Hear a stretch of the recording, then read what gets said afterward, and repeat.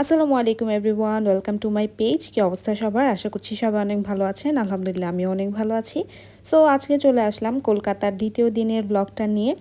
তো দ্বিতীয় দিন হচ্ছে আমরা সকাল সকাল ঘুম থেকে উঠে গিয়েছি। আগের দিনে আমাদের ডাক্তার দেখানোর কথা, আমার আম্মুকে ডাক্তার দেখাবো, বাট আগের দিন আমরা এত বেশি টায়ার্ড ছিলাম যে আমাদের আর শরীরে দিচ্ছিল না যে আমরা সেদিন ডাক্তার দেখাই। তো পরের দিন সকাল সকাল ডাক্তারের বাসায় চলে যাই।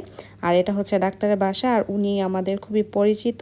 অলমোস্ট 2 বছর ধরে ওনার সাথে আমাদের পরিচয়। আজিম যখন বাইক অ্যাক্সিডেন্ট করেছিল তখন থেকে শুরু করে এরপর আমার শ্বশুর শাশুড়ি, আমার আম্মু, তারপর মোটামুটি অনেকেই আমরা ট্রিটমেন্ট নিয়েছি ওনার কাছ থেকে।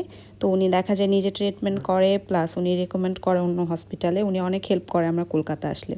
তো ডাক্তারের বাসা থেকে বের হওয়ার পরে এখানে একটা বকুল গাছ দেখলাম। তো আমার আম্মুর খুবই পছন্দের ফুল, আর এটা আমার প্রথমবার বকুল ফুল দেখা। আম্মু কিছু ফুল কুড়িয়ে নিল, আর গ্রান অনেক বেশি আম্মুর ব্যাগে ছিল, পুরো ব্যাগে একদম স্মেল হয়ে যায়। তো এরপর আমরা একটা ডায়াগনস্টিক সেন্টারে চলে গেলাম, এটার নাম ছিল শান্তি। তো এখানে কিছু টেস্ট করার ছিল আম্মুর, আমিও একটা টেস্ট করাই ভিটামিন ডি এর। তো এখানে ব্লাড স্যাম্পল দিচ্ছিলাম। তো এখানে আমরা টেস্ট করে কিছুক্ষণ বসে আছি, কারণ আমাদেরকে কিছুক্ষণের মধ্যেই কিছু রিপোর্ট দিয়ে দিবে, আর বাকিগুলো আমরা বিকেলে নিব।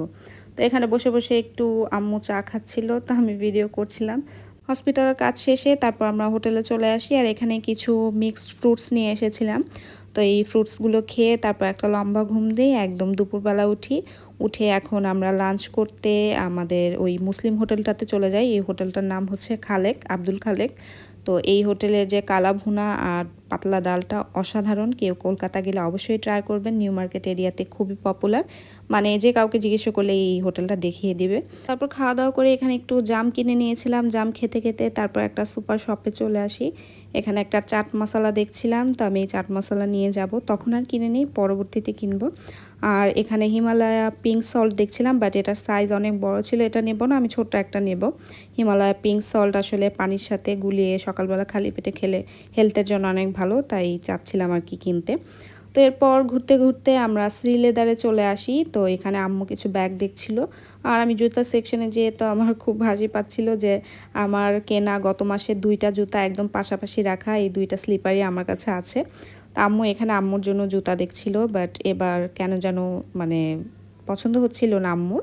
আম্মু এর আগে শ্রীলেদার থেকে আরও অনেক জুতা নিয়ে যায়। এরপর এই জুতাটাও আমার কাছে আছে, তো ভালোই লাগছিল নিজের কালেকশনের সব জুতা আবার এসে এখানে ডিসপ্লেতে দেখতে। তারপর কেন যেন ওই দিনের আর বাকি কোনো ক্লিপই আমার নেওয়া হয়নি, অনেক টায়ার্ড ছিলাম, ঘুমিয়েছিলাম। তো এটা হচ্ছে পরের দিনের ক্লিপ। এই ছিল আর কি আমার ছোট্ট একটা ব্লগ দ্বিতীয় দিনের। আসলে হসপিটালেই ঘুরেছি, তেমন ইন্টারেস্টিং কিছু হয়নি যেটা আপনাদের সাথে শেয়ার করব। সবাই অবশ্যই জানাবেন কেমন লেগেছে। সবাই ভালো থাকবেন, দেখা হবে নেক্সট কোনো ব্লগে। আল্লাহ হাফেজ।